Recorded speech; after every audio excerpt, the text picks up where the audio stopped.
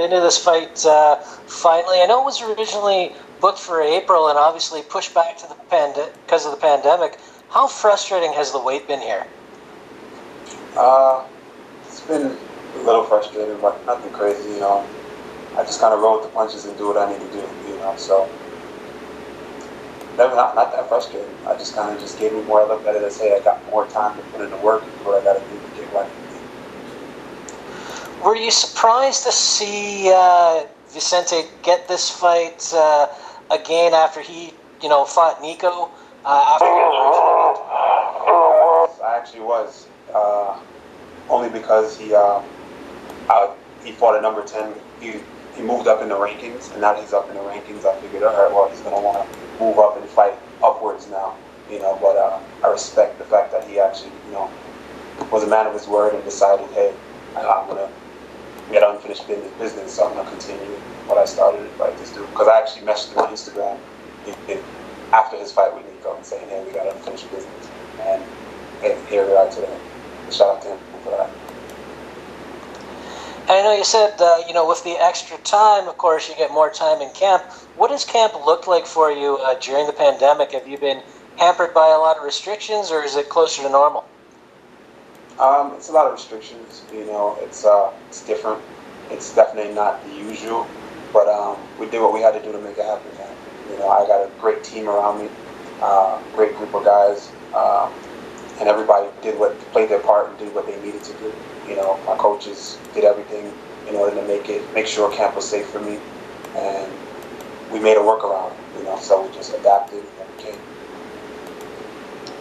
What does a win over Vicente mean to you? Because he is a pretty big name in the division, and like you said, he just fought Nico Price, who was a little up there, and now he is, he is staying true to his word. This is a great win. It's a great win for me. I believe his styles make fights. I think he's a great fighter. I think he's a great pressure fighter. He's a little one-dimensional. From my perspective, I believe he's a little one-dimensional. But other than that, he's a great guy, great competitor. He's coming forward, hard-nosed. We all know what to expect. Big leg kicks, strong. Strong coming forward, throwing bombs. Stylistically, I think that's a mistake, trying to fight me that way, because I think he just gets picked apart. But it's a great win for me, and that's pretty much it. It's good. It's a good win for me. That's all I have to say. Great challenge too, by the way. Big challenge. Absolutely. And last one for me, this is your first fight since November. You had that big performance of the night on a 2-fight win streak, but you're coming into a very different world. You're coming into an empty arena, no fans. What are you expecting from that? I don't know. I don't know. I couldn't tell you. For me, if you've been around me long enough, or as I've been in the UFC, guys are getting to know me more. It's more my personality is just. I'm one of those guys that I deal with it as it comes, and when I get there, I don't really put extra additives that most people usually try to put on me or themselves. It's kind of like, hey, at the end of the day, it's a fight. I spar every day in the gym, and when we're in the gym, it's quiet. It's quiet sometimes. Sometimes it's music. So it's the same thing. It's a sparring session, but this time I'm trying to hurt you. I can hear all the shots. Once we touch gloves and we start fighting, adrenaline kicks in and everything. It's a fight at the end of the day. No matter where it is or what the situation is, it's still a fight. All right. Well, looking forward to this fight this weekend. Thanks very much for the time. Thank you. Next question is from Jim Barcelone with the Miami Herald. Yeah, I was listening. So what has the training then been like? Has the training been different because you had to sort of adjust a little bit more with this whole pandemic, or more business as usual? No, it was a lot of adjustments, man. There was a lot of adjustments.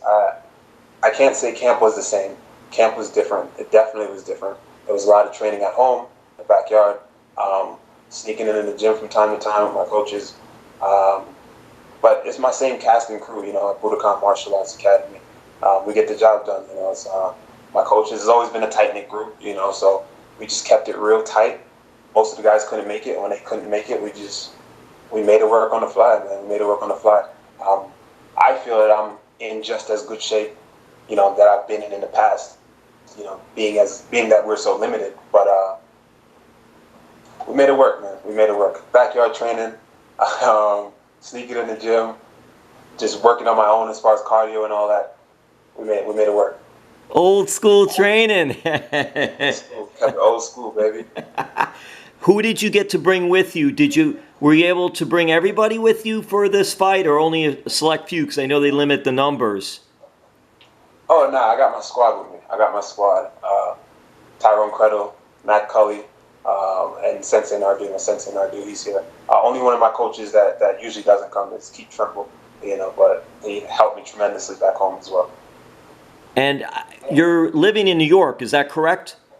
Yeah, right now. Yeah, and South Florida, Florida in general, we're going through a whole big thing. It's hit pretty hard here. New York had been pretty hard as well. How are family and friends in Massachusetts, New York, and your area? Well, knock on wood, the family's good. Everything was good, so I'm happy for that. But New York was hit heavy, man. New York was hit hard. Everything was shut down, and it was interesting, to say the least. There's sirens everywhere. Every time you turn and look around, you hear sirens of ambulances down the street, up and down. It was a little wild, but we got past it. New York is strong. We did what we had to do, and here we are. We're getting better. Right now, I think they're saying it's a 2% infection rate or something like that. I don't want to be wrong. Or 1% now, but yeah.